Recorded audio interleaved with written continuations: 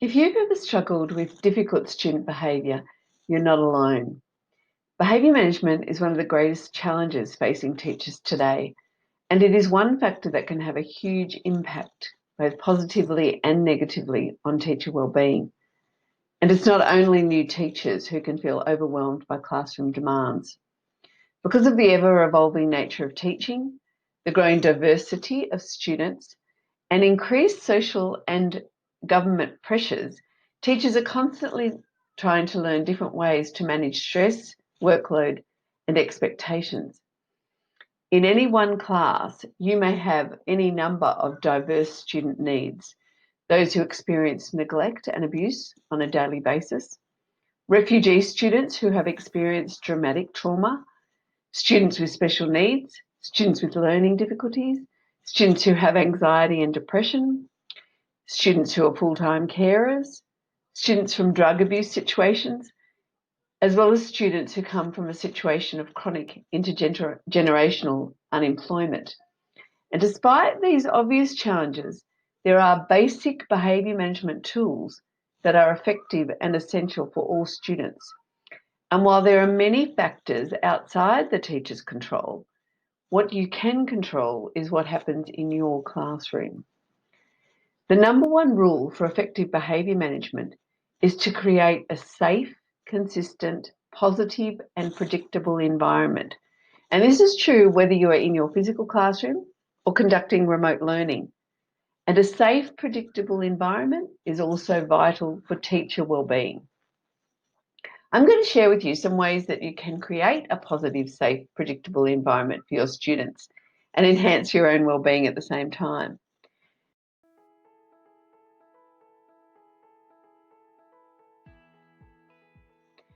My name's Mari Amaro, and I'm the Principal Presenter at the Highly Effective Teacher. I'm a teacher and I've been supporting students and teachers for over 30 years. I'm passionate about teacher wellbeing and working with teachers so that they thrive in the teaching profession by implementing evidence-based practices that support teacher wellbeing.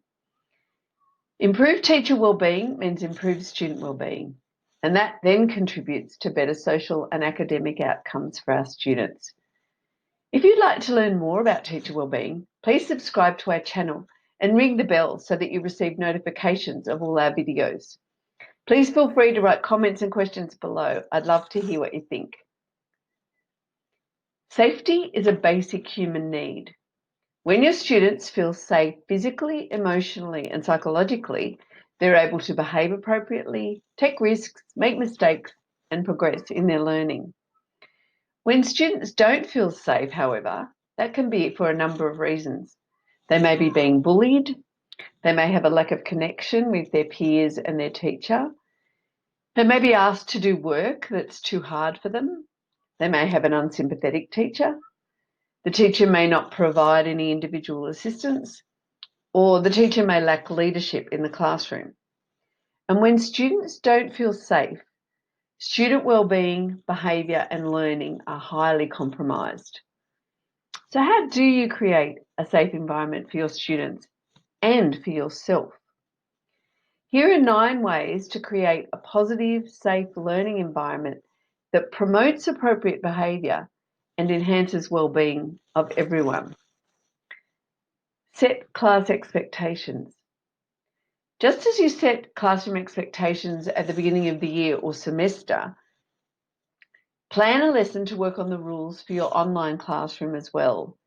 And while you may decide on the guidelines for your classroom before you discuss it with your students, you still need to listen to their concerns and ideas so that all students understand the expectations. You can't think that you simply tell them what the expectations are and they'll follow them. You need to teach them to your students, and that means telling, practicing, and acknowledging them for positive behaviour. Ask the students what they expect of you and discuss what is appropriate and acceptable in your classroom. Draw up an agreement that specifically addresses how a teacher and students will behave in that classroom. And if you can, display your agreement prominently in the classroom so you can use it as a reminder and reinforcer. Build rapport with your students. Greet your students at the door or as they join your class. Smile and make eye contact with your students. Use students' names to show that you recognise them and know them. For some of your students, your class may be the only time in the day when they hear their names spoken in a positive way. Show that you know them by recognising that this may be an exciting or a scary time for them, just as it is for you. And in whatever way works for you, share your own personality, interests, and struggles with your students. Let students know that you value them as people. Give students a voice in the class. Provide opportunities for students to have their say by holding class meetings and general discussions about any classroom issues. Ask students for feedback on your lessons, how engaging, how relevant, and how clear they are, and allow students to discuss issues about student behaviour, of course without naming anyone, and then to problem solve as a class about how to deal with certain behaviours. If you can follow up with kids who may seem distracted or whose behaviour is not what you would expect, you may also find out what's going on for them and support them to behave more appropriately. And I really get that following up on some of this is going to be tough and add to your workload. So what I would suggest is that you follow up with a couple of kids a day by prioritising what's the most important one to do rather than trying to deal with all of them at the same time. Post the schedule for the day or the lesson. Letting students know what's happening in the class creates predictability and safety for them. And when students know what's going to happen, for example, how long they need to listen, what types of activities they'll be asked to do, and when they'll get a break, their anxiety is reduced, making it more likely that they'll be on task and ready to learn. Divide your lessons up into listening, speaking, and activity times so that students are not asked to sit and listen for longer than is appropriate for their age.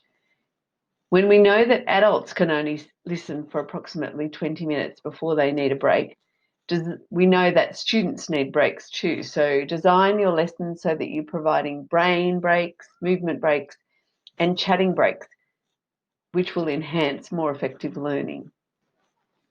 Use cooperative learning strategies.